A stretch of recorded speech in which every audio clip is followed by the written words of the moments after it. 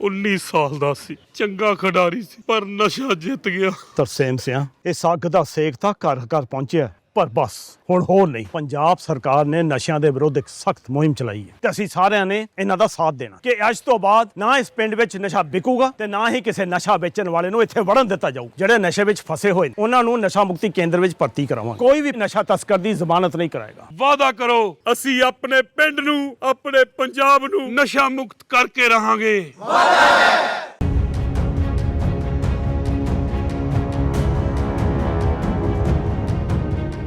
नमस्कार, आप देख रहे हैं एनएमएफ न्यूज। मैं आपके साथ शबनम। असम में धड़ाधड़ बुलडोजर से वार हो रहा है, बांग्लादेशियों पर प्रहार हो रहा है। इस बार असम के गोलाघाट की सरजमी पर सरकारी गाड़ियों की आवाज गूंजी, बुलडोजर की दहाड़ सुनाई पड़ी और खामोशी चीख में बदल गई।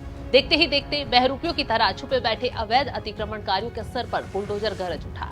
कोई दरवाजा खटखटा रहा था, कोई सामान समेट रहा था, कोई सरकार को कोस रहा था, क्योंकि इस बार सरकार पूरे एक्शन मोड में थी। क्योंकि इस एक्शन का नाम है हेमंत बिस्वा शर्मा, जिन्होंने सीधे तौर पर असम में बांग्लादेशी घुसपैठियों के खिलाफ, अवैध कब्जाधारियों के खिलाफ जमीन की लड़ाई छेड़ दी है। लेकिन ये लड़ाई महज जमीन की जंग नहीं है, ये जंग है पहचान की, संविधान की और अवैध घुसपैठियों की सफाई की।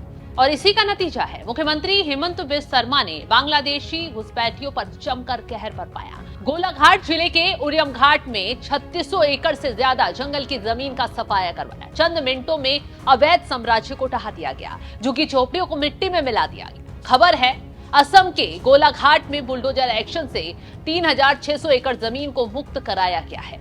बुलडोजर एक्शन से 1500 परिवार को बड़ा झटका लगा है। विद्यमपुर क्षेत्र के मुख्य बाजार में अतिक्रमण हटाने की कार्रवाई हुई है। यहाँ लगभग 1500 बीघा से 11000 बीघा भूमि पर लोगों ने अतिक्रमण किया हुआ है।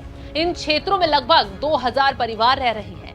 इनमें से लगभग 1500 परिवार को पहले ही नोटिस भेज दिए गए थे। स्थानीय लोगों का दावा है कि जिन परिवारों के मकान तोड़े जा रहे हैं वो मुस्लिम समुदाय से हैं।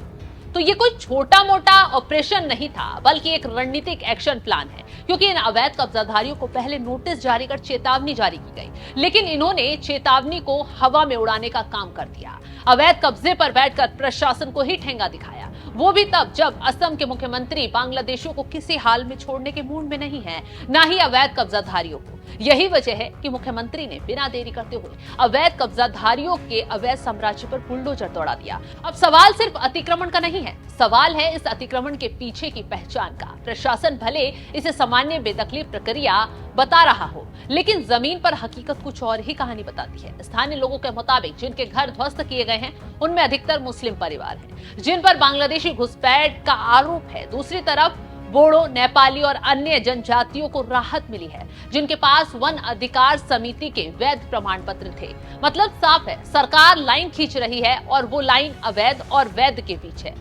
बुलडोजर एक्शन से पहले ही 80% से अधिक परिवार अपने घर खाली कर चुके थे। सरकार के कड़े रुख ने उन्हें भागने पर मजबूर कर दिया, लेकिन जो जमे रहे उनके घरों पर सरकार का बुलडोजर जमकर टूटा। सैकड़ों सुरक्षाकर्मी, पुलिस बल, ड्रोन कैमरे, पूरा इलाका जैसे युद्ध क्षेत्र में बदल दिया गया था। ये महज एक बेदखली नहीं थी, ये एक चेतावनी थी। अब और नहीं। मुख्यमंत्री हेमंत बिस्वा शर्मा शुरू से ही घुसपैठियों पर सख्त रुख अपनाए हुए हैं, चाहे वो डिटेंशन सेंटर हो, नागरिकता सत्यापन हो या फिर एनआरसी। हेमंता की सरकार ने ये बार बार साबित कर दिया कि असम अब घुसपैठियों की, शरणार्थियों की जगह नहीं है और गोलाघाट का ये ऑपरेशन इसी मिशन का हिस्सा है। सरकार का दावा है ये वन भूमि है और इसे अवैध कब्जे से मुक्त कराकर राज्य की असली निवासियों और पर्यावरण को बचाना जरूरी था। वहीं विपक्ष सवाल उठा रहा है, क्या ये एक तरफा कार्रवाई है? क्या इसे सांप्रदायिक रंग दिया जा रहा है? लेकिन हेमंत सरकार के तीव्र, स्पष्ट और वैध हैं। उन्हें डरने की जरूरत नहीं है और जो घुसकर हमारी जमीन पर कब्जा करना चाहते हैं उनके लिए अब कोई जगह नहीं है। खैर, अब तक बड़े पैमाने पर बांग्लादेशी घुसपैठियों पर कार्रवाई हो चुकी है। सोशल मीडिया पर कुछ पोस्ट वायरल हो रही हैं, जिनमें दावा किया जा रहा है कि 30,000 से ज्यादा बांग्लादेशियों पर असम में बुलडोजर चलाया गया है। खैर, बांग्लादेशियों को असम से भगाया गया है। हालांकि 2022 से अब तक के आंकड़े अगर देखें, उठाकर नजर डालें, तो तमाम रिपोर्ट में दावा किया जा रहा है कि अब तक 50,000 से ज्यादा बांग्लादेशियों पर असम की सरकार एक्शन ले चुकी है। जिस तरीके से कार्रवाई हो रही है, उससे असम में बहुत बड़ा असर देखने को मिल रहा है। या तो बांग्लादेशी खुद ही अपना सामान बांधकर भागते नजर आ रहे हैं, या फिर एक्शन से रहम की भीख मांग रहे हैं। लेकिन सरकार ने साफ कर दिया है कि इस बार बांग्लादेशियों का सफाया होकर रहेगा। अवैध कब्जाधारियों को किसी हाल में छोड़ा नहीं जाएगा और इसी के तहत ये बड़ी कार्रवाई लगातार आगे बढ़ती जा रही है। फिलहाल इस खबर को लेकर आप क्या राय रखते हैं, कमेंट बॉक्स में अपनी राय जरूर बताएं।